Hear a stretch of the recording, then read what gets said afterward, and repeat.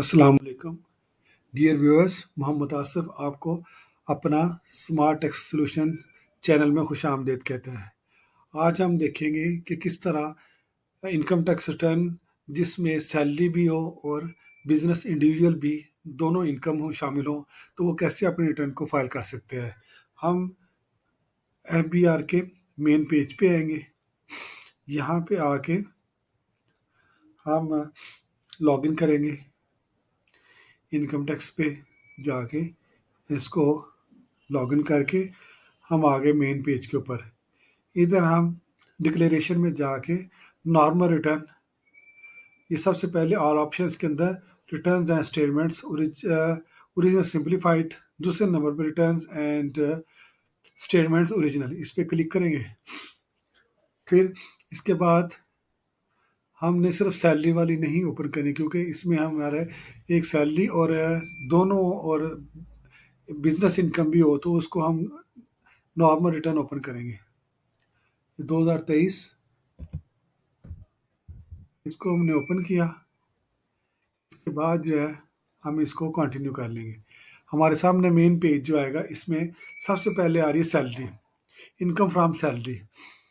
इसमें हम देखते हैं पे wages other remuneration including areas of salary. इस पे जाके हम फर्ज करें 6 लाख सैलरी है,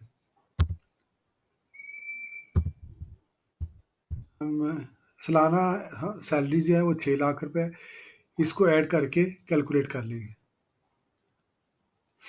इसके बाद हम आ जाएंगे बिजनेस के ऊपर। बिजनेस पे क्लिक करेंगे। यहाँ पे मैन्युफैक्चरिंग और ट्रेडिंग आइटम्स, इस पे क्लिक करेंगे। हमारे सामने जो पेज खुल जाएगा, इसमें इनकम फ्रॉम बिजनेस, इसमें नेट रेवेन्यूज आ जाएगा। ग्रॉस रेवेन्यूज पे जाके हमने क्लिक करना है और इस साल में जितना रेवेन्यू आपको यानी कि सेल हुई है उसको ऐड कर लेनी है। फर्ज करें इस साल जो है वो जो सेल है वो 50 लाख रुपए सेल हुई है।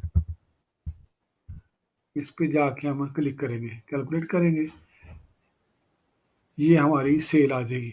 इसके बाद परचेजेस, नीचे आएंगे। ये अगर आपके पास ओपनिंग स्टॉक, पिछले साल का क्लोजिंग स्टॉक, इस साल का ओपनिंग स्टॉक इधर आप ऐड कर लेंगे। ओपनिंग स्टॉक फर्ज करें आपके पास 2,65,000 का ओपनिंग स्टॉक पड़ा हुआ है, इसको कैलकुलेट कर लें। फिर इस साल जो परचेजेस की हैं उसको हम नेट परचेजेस ले लेंगे। नेट परचेजेस में हम इस साल फर्ज करें 50 लाख की हमारी सेल हुई है और हमारी 43 लाख की हमारी परचेजेस हुई है, इसको कैलकुलेट कर लेंगे। नेट परचेजेस, हमारा जो ग्रॉस प्रॉफिट आ जाएगा वो 4,35,000 आ जाएगा। यहाँ हम इसको परचेजेस जो है उसको कम कर लेते हैं। हमारे पास 40 लाख की परचेजेस हुई है, 40 लाख की परचेजेस हुई हैं और 50 लाख की हमने सेल की है। अब हमारे पास जो है 7,35,000 आ जाएगा और इस ड्यूरेशन में हमारे पास क्लोजिंग स्टॉक जो है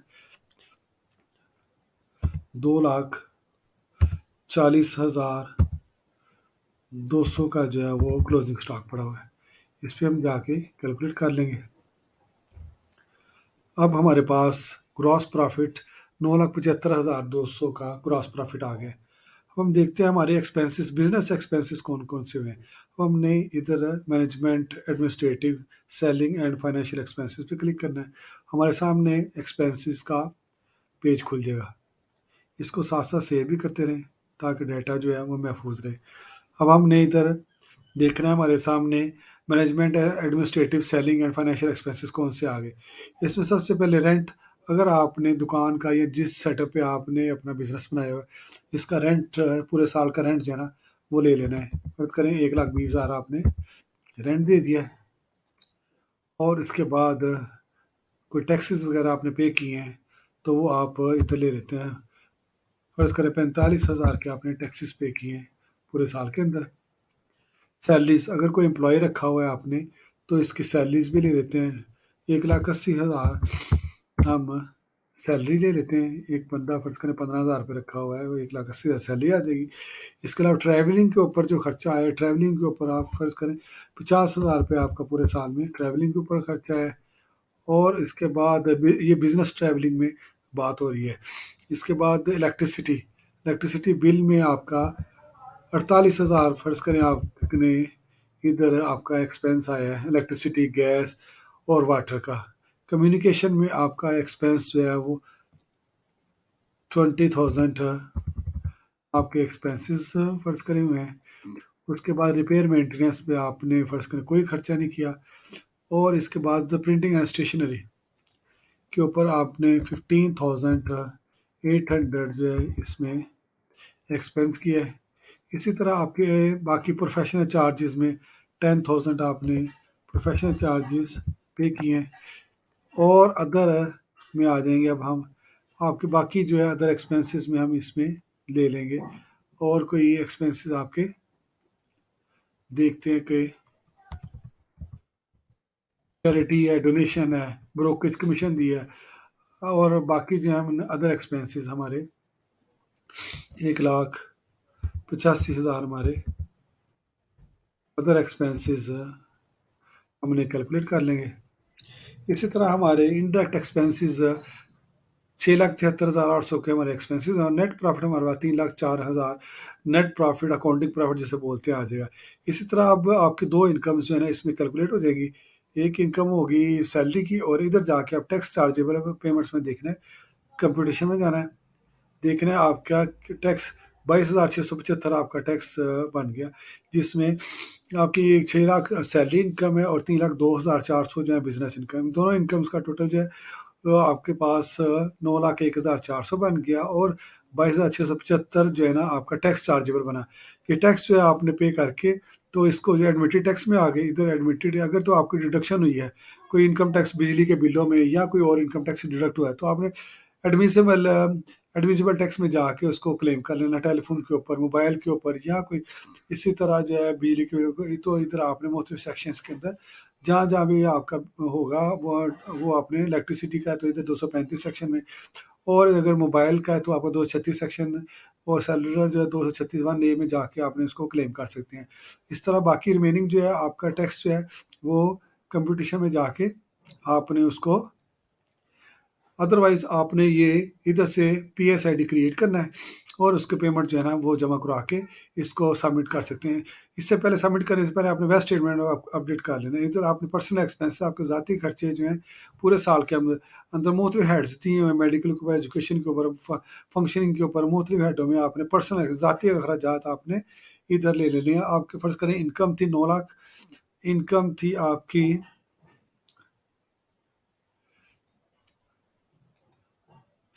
9,01,400 टोटल दोनों की मिला के। इसको आप इधर ले आएंगे अपनी इनकम में,